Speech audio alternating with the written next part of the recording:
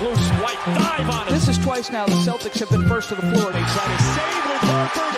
Unbelievable. Boston first to the floor. So good. Brown fakes, fires up the three. Bang! Tatum dives on the floor. Everybody dives. Jaylen Brown with the flush. Blocked by Porzingis. He's doing it all. Tatum spinning, driving, layup. Washington drives. Blocked by White. Oh, what a block from Derrick White.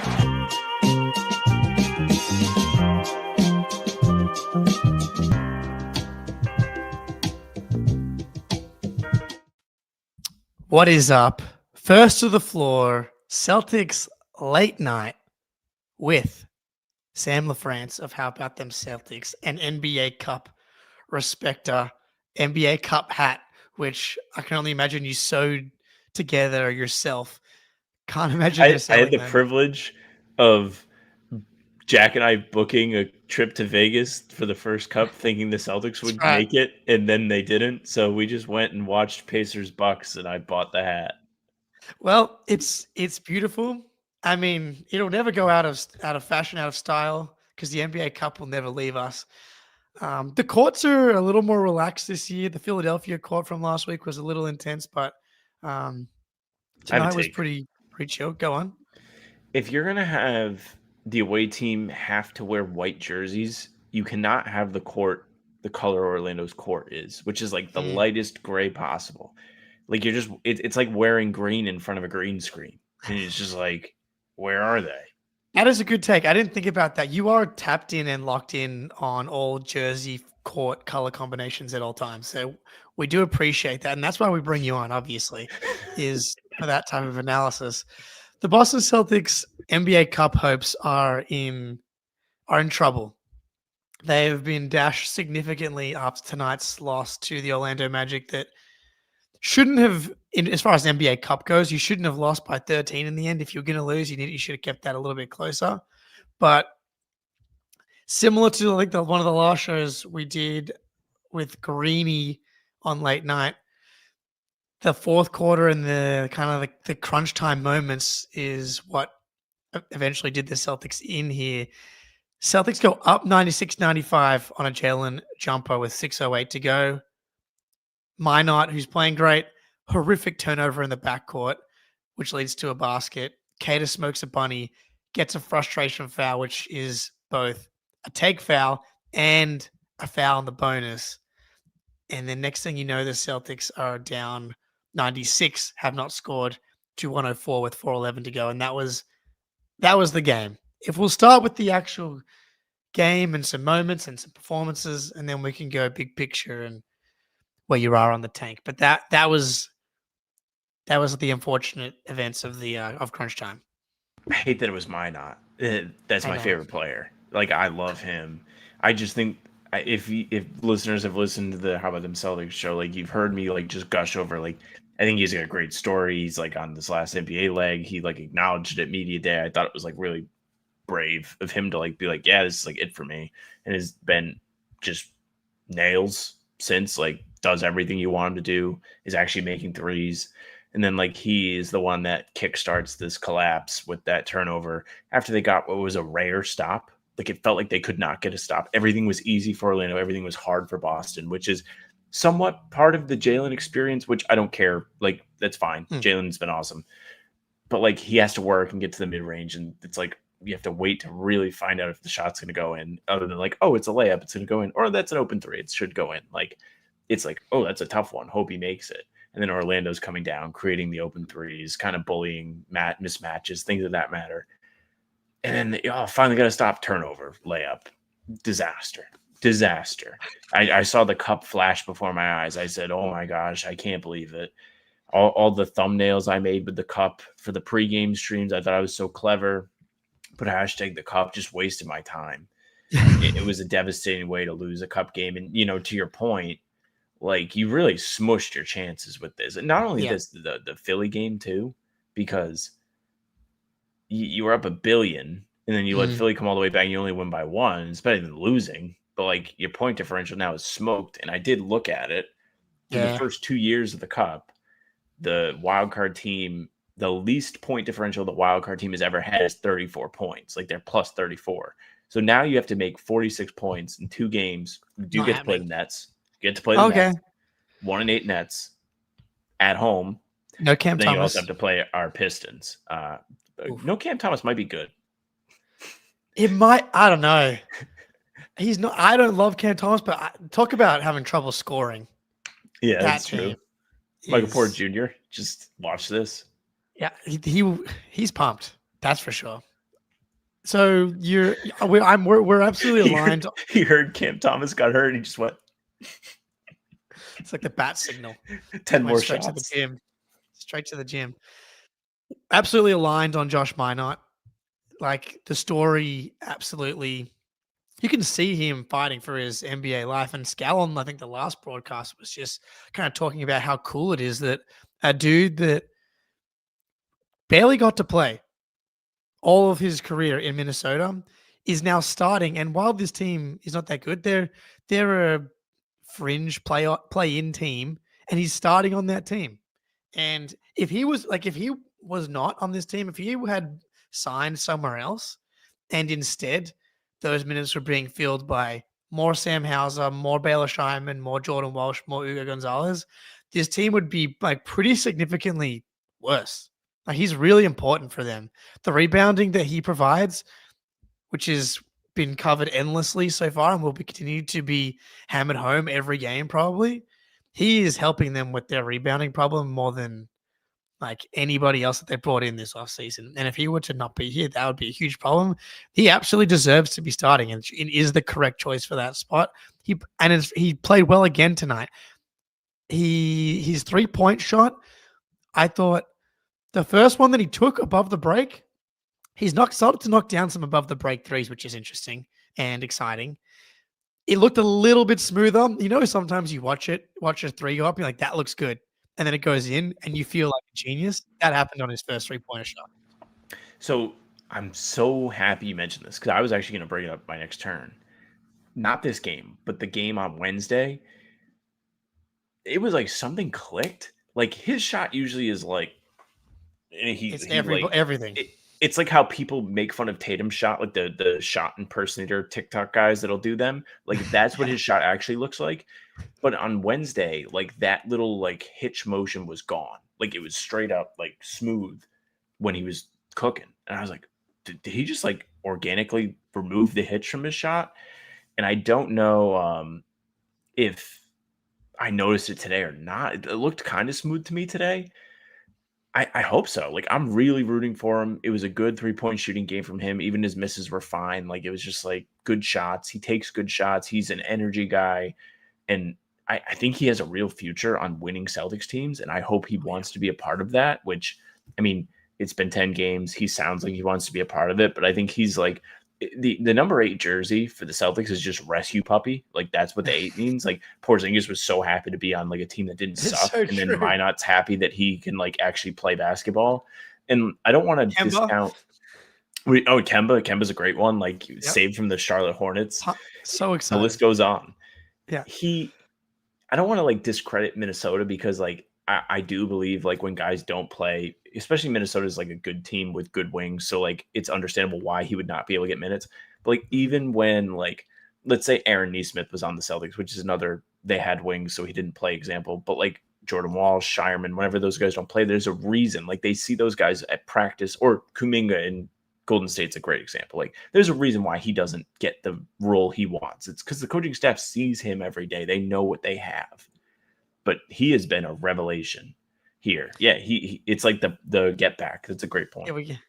It's the dream, I guess. Is he essentially going to be like the wing version of Luke Cornett in that he's Jason Tatum without the bad shots.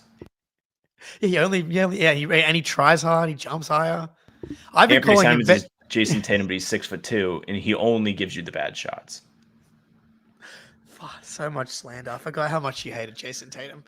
Josh, I've been calling Josh Minot the veteran minimum as Jason Tatum as well. So I understand where you're coming from there. But yeah, is he going to be the wing version of Luke Cornett and that he's out of the league? And then the Celtics kind of save him and his NBA career that he has all this love for the team, and though he turned, so we essentially will get to keep him for one A extra year than we're championship. supposed to. Yeah, for banner 19 he stays, and then the following season he stays for the title defense, and then he leaves for the mid-level exception when he's. It's crazy that he's 22, because that's like He's like getting a free rookie. Like it's that was insane. one of the ways I looked at it when they signed him. Is like, well, I mean, he has NBA experience, which does count for something. Like there is a Oh, reason why he didn't get on the floor in those first 2 seasons, as I said before, but like you still have the same age. He's got like a lot of tools. Like there's a reason why yeah. the team went and got him, I think. Oh, no question. And so you have him for that team option next year. So you'll have him then, and then maybe you get a discount, or that hometown like 2-year extension where it's like, I'm willing to leave $2 to $4 million on the table because you guys, I wouldn't be in the NBA without you, and I'm scared kind of to leave because maybe it all falls apart. And also when Jason Tatum comes back, Josh Minot, I think he will even get more kind of national recognition, because I don't think anyone's really paying attention to the Celtics this year. And I totally get Kind it. of Like nice. why it is kind of nice. Like listening to the low post. I mean, Bill Simmons is obviously going to bring the Celtics up every chance he gets, but on the other podcasts I'm listening to, they're just not part of the conversation, which is both nice and got a little bit of like main character syndrome and problems. So not hearing them talked about is a little bit frustrating. So Minot was really solid again. It's funny. This kind of reminded me of the Rockets game. They didn't obviously lose as badly, but they lost to a team that they could have definitely beaten. But I just really liked the way that they played. And I came away feeling really good about the team, big picture and long term. Like, what was Cater again? He placed 30 minutes tonight and was team high +7, tied with our boy Hugo Gonzalez, who didn't even score and was still managed to be a team high +9. Man, it's just Cater's touch. And I mentioned the smoked bunny at the end of the game. I'm not sure how solvable that is. It probably gets a little bit better. I'm actually surprised he was 2 for 8. Didn't even feel that bad. So with the shooting today, there was that smoked layup, which was a good shot. I just like that he missed because he rushed it. Clear, like rushed, got scared of Goga, like threw it off the backboard super fast. He also had a turnaround hook shot that he threw off the side of the backboard, and Yep. a turnaround post fade that Scal in the That's right. broadcast was like, Missoula's like, what are you doing? So he's really 2 of 5 with a layup that he rushed. So like he's definitely been better. Like he's doing more dunks. I think he's been pretty good at catch and finishing. Like one of his finishes today was a Derrick White pick and roll, threw it to him as like an alley-oop, didn't catch his alley-oop, but like kept it high, put it right off the glass. I was impressed.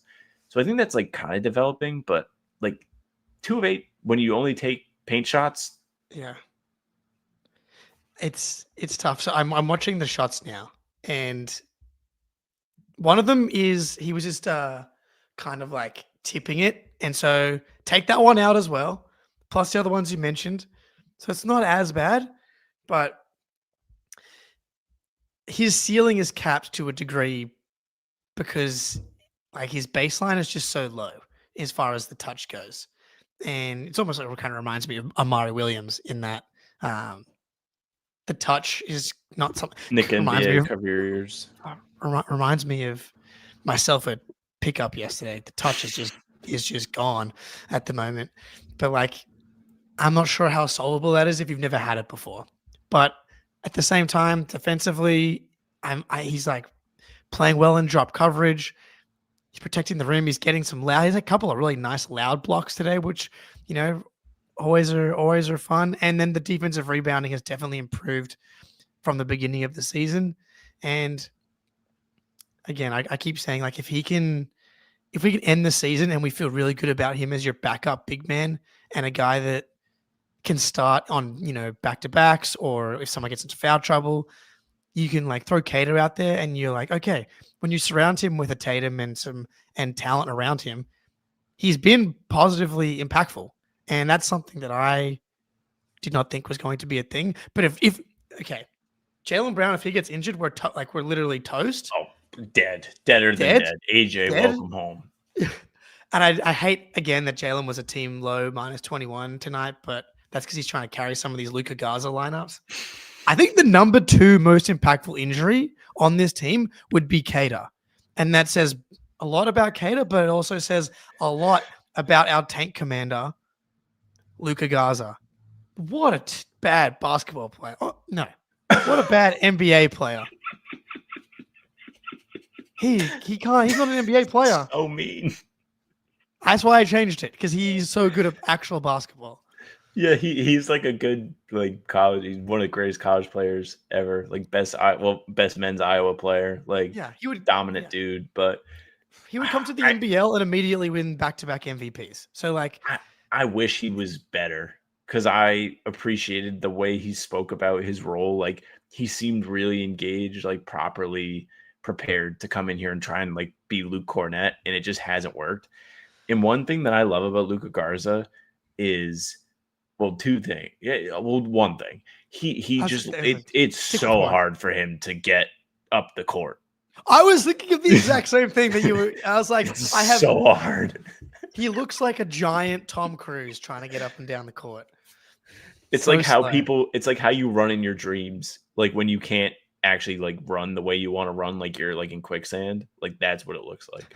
When you're in a dream, you're not going anywhere. Yeah. Oh. And he puts his head down. It reminds me of when I used to play soccer when I was like 7, and I would try and get back on defense. And for some reason, I would just like put my head to the sky, because it felt like that's how I would run faster. And my dad was like, "Why do you keep doing this?" I'm like, "I run faster." He's like, "You don't. You run much slower actually when you do that." So I stopped doing it and became incredibly fast, obviously. But he puts his head down to try and get a speed boost. And I think he's going slower, or going the same speed, which is slow. It's hard to kind of differentiate. Hard to go much slower if you're Luka Garza. So far, he's not proven to be a shooter, but the problem is he's not actually getting shots up. That's the problem. Like he's coming into this season, it was like he's a 31% career shooter, but at least the volume is really high. Like per 36, this dude gets him up like Porzingis type of volume. They're not finding him, and he's not popping, or people don't trust him to shoot it. But for him to stick in the NBA, he needs to find out, or teams need to find out if he can shoot. And right now, he's just not shooting enough to like even answer that question. Yeah, and it's you kind of don't want him shooting, so you're just kind of in a pickle, because he's good at the little float shot. His 3-pointer looks like it should be believable. Like you should have to respect it if you're a defense, and if you're giving it to him wide open, like that's fine shot. He had one game where he made 3. I think it was the Pelicans, which is a G League team. That Pelicans win is looking like quite the. It's like Pelicans and Wizards. You won big. This is bad. We should not think about we should not think about the wins. Not think about how they came to be. There's not many of them at this point. I think we're on pace for like 35 wins after today. I think Greece had 32.5. Oh, perfect. Even better. That's Luka Garza. Our other tank commander, Anthony Simons. What does he do? He shoots threes well. That's a fact. But like only the catch and shoot ones really so far. The pull up 3 hasn't really been going consistently. He hit one today. But that was supposed to be a big part of the game. And he doesn't get downhill at all. And when he does, he gets his shit wrecked. How did he average 20 points a game in Portland? Like he's never averaged 20 points per game. 19. That's 19. Yeah. And I love how Scout keeps like saying it on the podcast. But no, that's not true. He averaged 22. Why did I have that in my head? Like how was he good? Did he like forget how to play? Like seriously, what does he do? Like he's supposed to be a good offensive player. He's not. They put him in there to like the beginning of the fourth quarter like is an indictment on what I'm saying, because it's just the opposite. Like he actually did help them score and like made some big shots. The only thing he should be doing is catching and shooting. It's the only thing he's good at right now. Yes. And I think he's legitimately good. Every time he catches and shoots, I think it's going in every time. Yeah. Once he puts the ball on the floor, you might as well just start running down the court, because it's not going your way. I feel so bad for Jaylen. Like he's He's playing so well. Yes. And in the first quarters, he's been unreal and like putting the team on his back. And then he goes to the bench and has to, or he looks to the bench and in comes Luka Garza and Anthony Simons. And it's the Popeyes lady out the back, Yes. leaning over. Great meme. Which is just tired, man. And he's playing so well. He's looking so good. If we had this version of Jaylen Brown in last year's playoffs, we could have beaten the Thunder. Doesn't even matter if we had Porzingis or not. That's how good he looks. And it's such a nice reminder that this is how good he can be. Because even when he was healthy through stretches last year, it wasn't his best year. And the 3-point shots kind of come back down to earth a little bit. But goddamn, the mid-range jumper that was his bread and butter for years is so back. It's so back. And they're all so many tough shots. Like you kind of talked about it. He doesn't quite stretch the defense out in the same way. Well, it's not really close. Like Tatum setting those high screen and rolls close to half court, and then there's just so much space, and teams are just like helping, and Tatum's just got a great feel for reading the game and finding guys. But Jaylen, in his own way, is proving that he can be a number one on a solid team. Like it's not his fault that there's also Garza and Anthony Simons out there. I think that he's proving through so many games that he can be a number one on not incredible teams, but dude's fucking balling. The overall health of the offense, like being an offensive engine, is proving to be a little bit of a challenge, which is not surprising.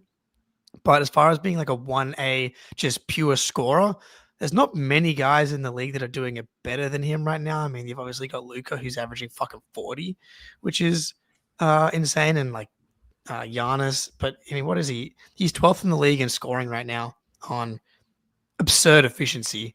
It's been a pretty crazy start. And actually, 11. You take out Jalen Green, and Benedict Mathurin, who've only played 2 and 1 games. So he's top 10 in scoring this year on great efficiency.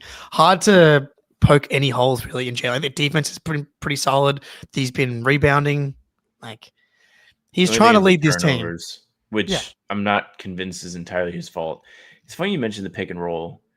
They almost can't do that with Jaylen, because if you do that with Jaylen, they could just blitz him, and that makes him lose, like take the ball out of his hands, or he probably turns it over, which is not what you want. So you actually have to just keep him out of that, keep the center away from him, keep the help defense away from him, and you have to let him just cook, which is, I think, good.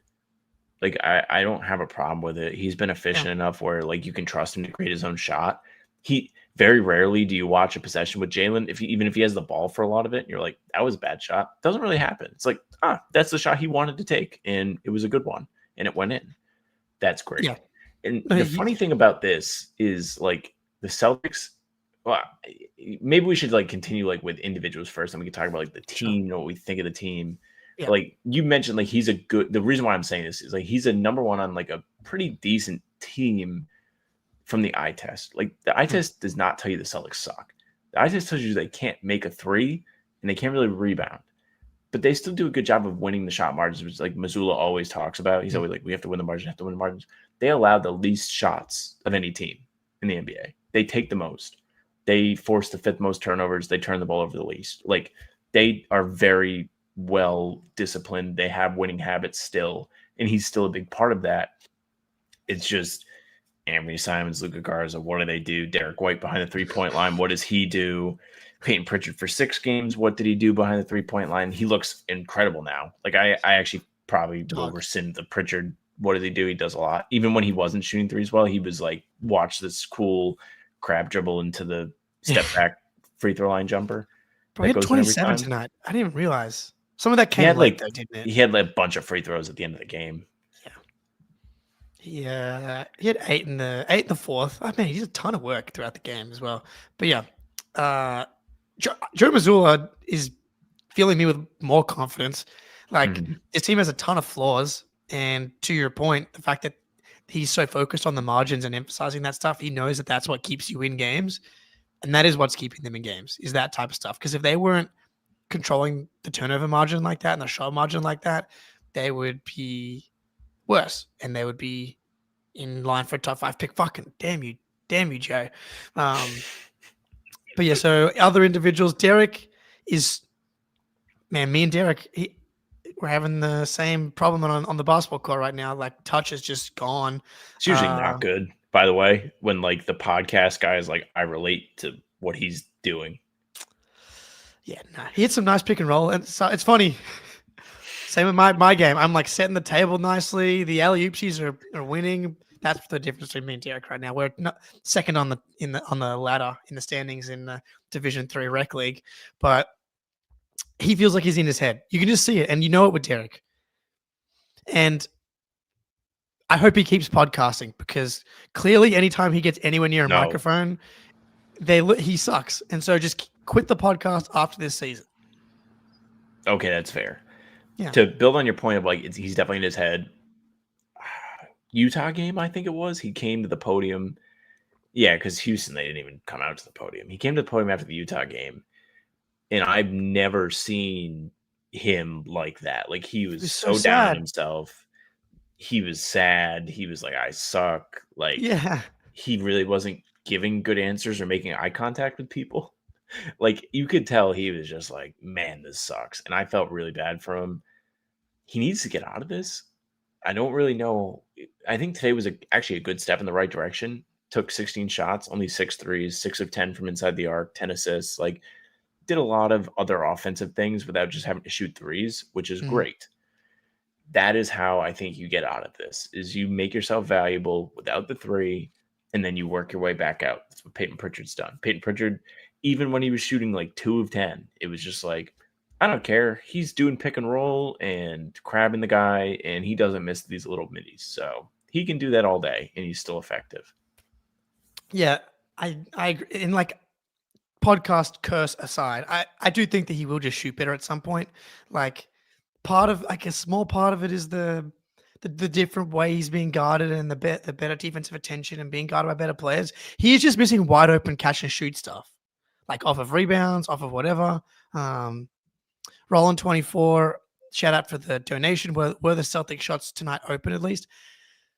There was the Magic are tough defense, man. I thought that a lot of the Celtics threes were not that open. How many did they shoot in the end tonight? 37. 37, They yeah. lead the league in threes, and they only shot 37. That's the Magic do a good job with limiting threes because of how much they switch, and so they force you into a ton of isolation. That's what happened in the playoff series. It was a ton of specifically Jason Tatum isolation, and he was the reason that they cooked them for most of that series.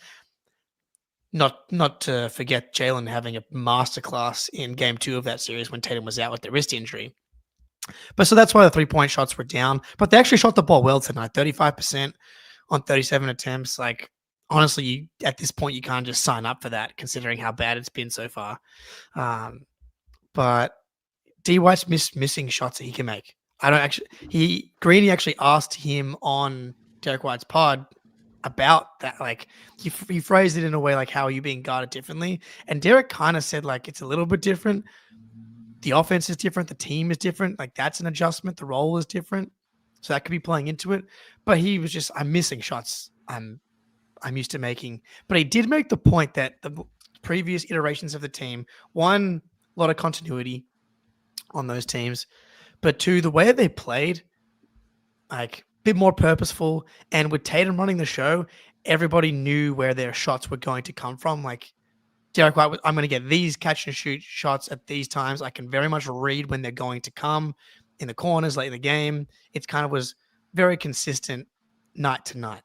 And that was something that he mentioned that I thought was kind of interesting. Maybe it's just like that muscle memory year after year with the Celtics was like, I'm getting the exact same shots in the exact same spots from the exact same guys. So that is different. But that does just kind of feel like we're just trying to overcomplicate a good shooter's in a 10-game shooting slump, which just feels more significant at the beginning of the season when it's only been 10 games. It's only been 10 games, been in a couple close games, been in some games that like aren't necessarily close like this one, but like could have had a different outcome had the shots gone in. But today's like not a blame Derrick day to me. It's just like I hated the way the game ended day. Yeah.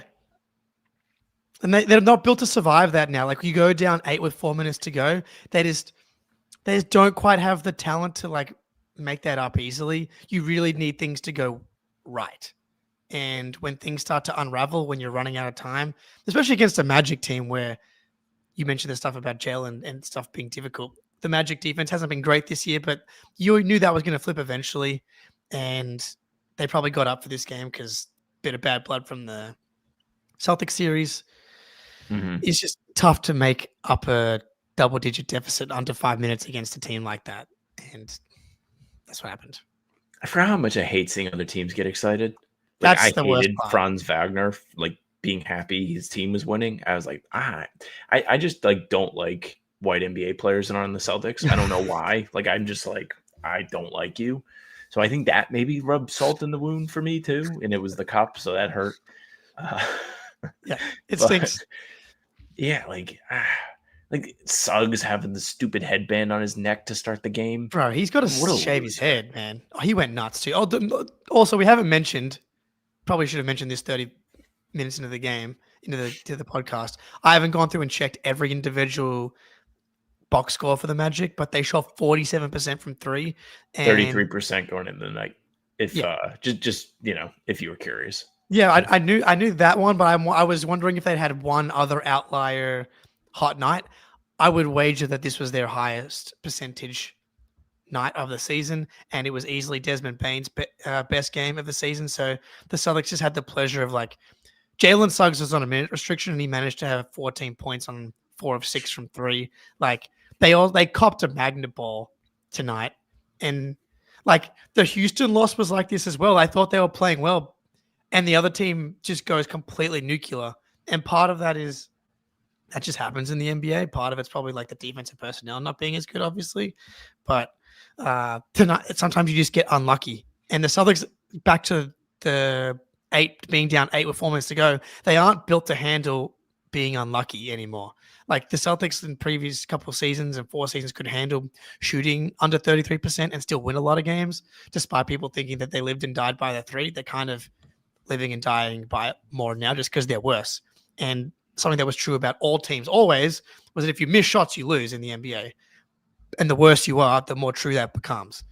And when you're going to get outshot by they made 4 more threes than you today. That's just on top of the other stuff. Anyway, big picture, Sam. I do feel really good about the team long term right now. Again, great for the draft pick. Actually, quick question.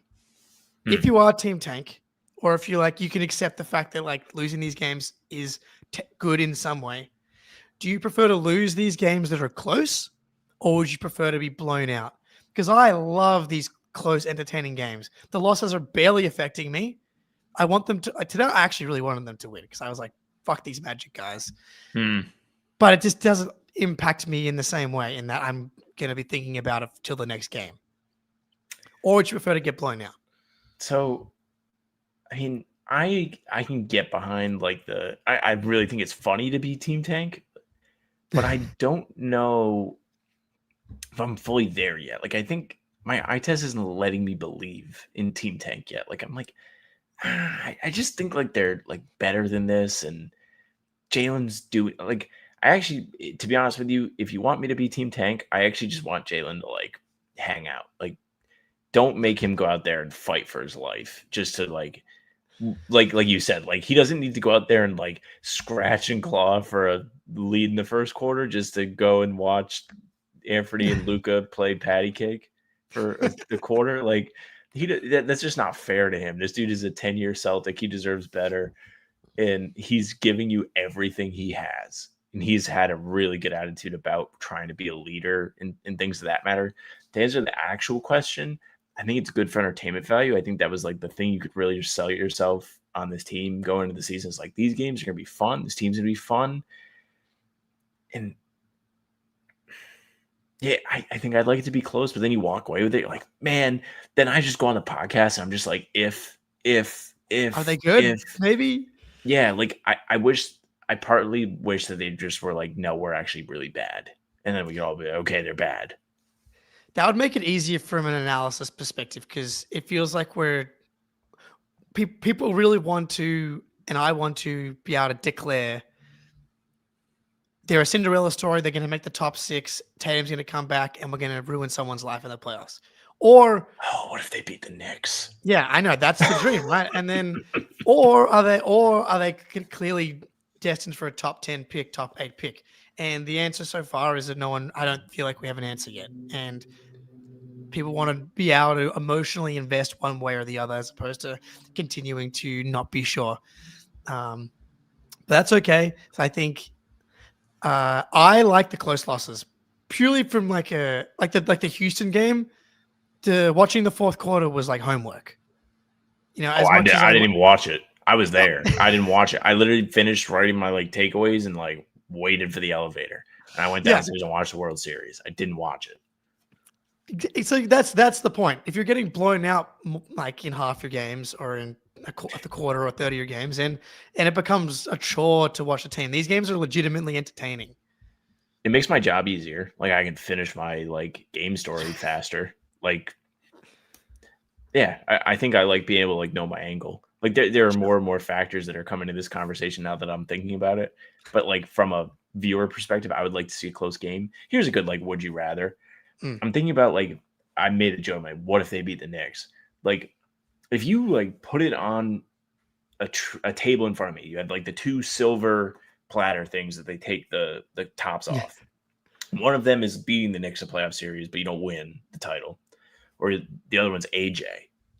And I think I'd pick AJ. I think I'd rather have AJ. It's not even a question. I am so infatuated by a kid from Massachusetts that's actually good getting to play on the Celtics. That's all. Only 11 dudes from Massachusetts ever play on the Celtics. Ever. Georges Niang. No, he didn't play. I'm kidding. Which hurt me, by the way. I know. Now that we're talking about this, I wrote about Georges Niang this week because they had the little Bobby Manning talking to him in the locker room, and I was like, damn, this guy rocks. He tweets about the Patriots and the Red Sox. I know he deserved to be here, and everyone was mean to him for his month here. By the way, all of you in the chat that were mean to him, fuck off.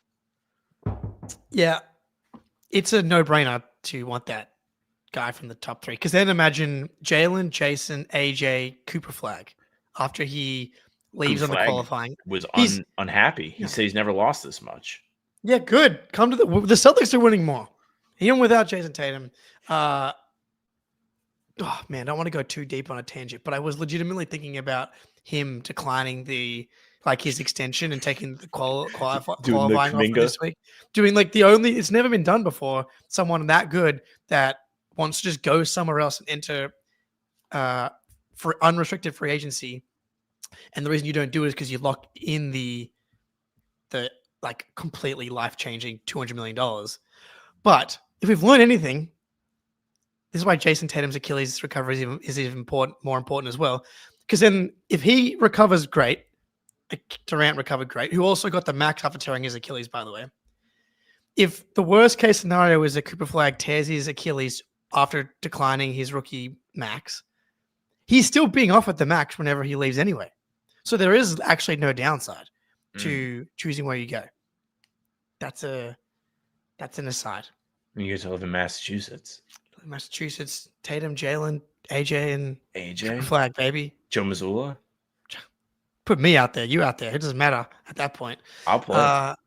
So big picture though, while they lost the Houston game and this game, I love the way they're playing, and I can really see the vision going forward. Jaylen bouncing back and playing legitimately, not just an all-star, but an all-NBA caliber player. That's how well he's playing. The young wing rotation of Minot and Ugo and Jordan Walsh, maybe we'll close with Jordan Walsh. That little trio of Ugo and Minot coming back with Hauser and Jaylen and Jason, that's a deep, versatile, young wing rotation with juice. Cater looks like he's going to be able to be a good backup big man. Pritchard's definitely taken a step forward. It's there's a lot of stuff that you can see when you bring back Jason Tatum and whoever you sign with the mid-level exception, and you get Luka Garza off your team. It's they're immediately back in the conference finals. Immediately. Bring back Niang. So much better than Luka Garza at the 5. You want to get upset? Why not? I was thinking about this, and I think it might have cost you my not in this like hypothetical I made up in my head.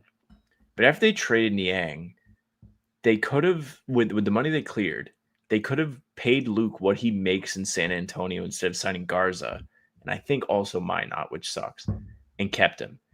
And to me, pain. Think about that. Like they could have still like got underneath the second apron, avoided it, and they could have kept Luke. That is the thing that sucks. But Jordan Walsh has actually been like 2 games in a row. Oh, 2 games in a row. Welcome back. Can't believe it. Had a sick layup today. Drove. He faked out 2 defenders with a fake pass and then drove and finished with a finger roll on the opposite side of the basket. Super impressed with that. Made a couple threes last game. Yeah. He might have a pulse. 6 rebounds tonight. That's all I've ever wanted from Jordan Walsh, is to be like the frame, the athleticism, the bounce, the pop, the juice. Just use that. I've always thought that he has good feel and kind of knows where to be. Seeing him start to like use all of that, I'm like, you can be in the NBA if you can do that. Because from Summer League, the driving and the attacking and the touch, that drive that you just mentioned, I was like, oh my God, there it is. He's got like that length and the feel around the basket. But the play that was like so loud, the swat on France, that was insane. That was like off the backboard against a legit, like really good player getting downhill who's been giving you trouble. That was so impressive. It's 2 games, but hey, dude, these are the 2 games early in the season where I'm like, these are your minutes. Like Josh Minot fighting for your life. 18 minutes, 19 minutes tonight. I think he played something similar last game. He's definitely played better than like Baylor was kind of showing signs of life on the defensive end. The minutes have gone to Jordan Walsh now. Like the athleticism and the youth, like just give me that over Baylor right now. It's very exciting. There's signs of life on Walshy Island right now, which you guys, your water isn't like brown anymore. Oh, it's coming out of the faucet. You got like clear. real water. It's not clear. It's you definitely like can't foggy. See through it. Yeah. There's sediment, ton of sediment, but no, honestly, I think him and Ugo and Pritchard in that like little trio today in the second quarter really changed this game, because for the first quarter it looked like it was just going to be an absolute spanking, like demolition of the Celtics. It was like, you mentioned the vitriol from Orlando from the playoff series. Like they clearly cared about this. They clearly got up for it.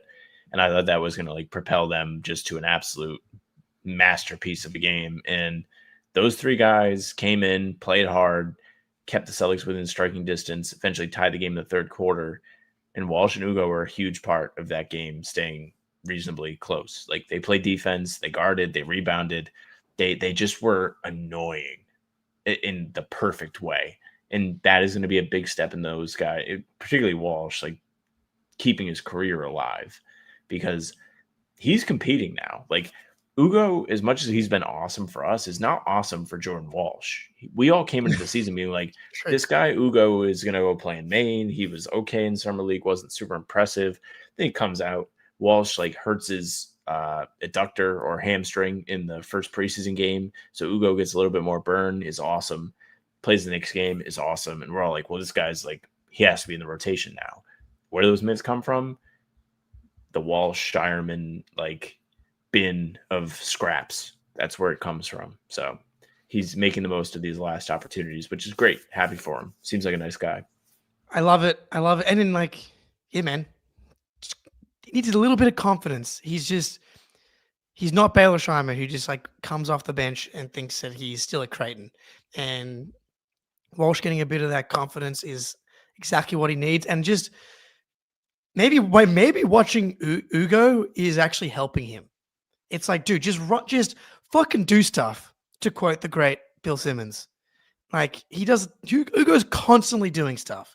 I want to make a highlight reel and just call it Ugo Gonzalez doing stuff, because he didn't make any, like, he didn't score a basket. He had a great isolation defensive possession on Paolo tonight, and I'm like, God damn, this dude's 19 and he's huge. Paolo is fucking huge and stinks, by the way. But Ugo had a really nice possession on him. I'm so out on Paolo as a legit star. He's been horrible type this player. year. He's not good. He's like dining off some outlier shooting in both of his playoff first round series that make people be like, look at the 30, 10, and whatever he averaged. Not my type of player. I don't see it with him really at all. I have a question for you, Sam, before we leave. Because the big man spot for the future Banner 19 team is the question that we are all searching for answers for day in, day out here. My dad texted me the other day, and he was like, would you take Kristaps Porzingis back on the mid-level if he was available next offseason? And it really hurt me to think about that. But it's like, that could be your best option. And I'll start there. Would you take him back in the So board you set? were talking about this question and you were saying who's going to be the big man. Yeah. In my head, I was like, I bet Kristaps would come back. He definitely would. He loved it here. So yeah, I would take him. I mean, dude, we've been beaten down with 10 games of Luka Garza. Yeah. I would take Kristaps back. And he hasn't been phenomenal for Atlanta this year. Like, he definitely looks like the Celtics got nothing back for Kristaps Porzingis this year. So I don't want to talk about this like it's like them trading Marcus Smart for Kristaps, who Marcus Smart unfortunately fell off a cliff and hasn't looked really great, unfortunately, till now. He's doing stuff though. Yeah, we should delete that. We don't need to say that. I know. I'm happy he's doing stuff. I'm so sad that it's for the team that he's playing just for. Like with deplorable people like Luka, LeBron's watching and probably planning to trade him. He's like my favorite thing about LeBron being hurt is like the first report was like, yeah, he's like watching what's going on, making decisions from the top. It's like, shut up, dude, shut up. But anyways, Kristaps is 17 points a game as a 7'3" guy at 43% from the field, 31% from three. He's only grabbing 6 rebounds a game. 35% from three, I'm seeing? Oh, I'm only seeing 31 NBA.com, but it might not have he shoot awful tonight. Today? Wow, I wonder if he was anyway, maybe that came down. So he hasn't really been good. Yeah. But Trae Young's out, so that's like going to hurt his quality of shots and also his efficiency because he's going to be asked to do post-up stuff. He also missed a couple games with illness again recently. Yeah, that wasn't good.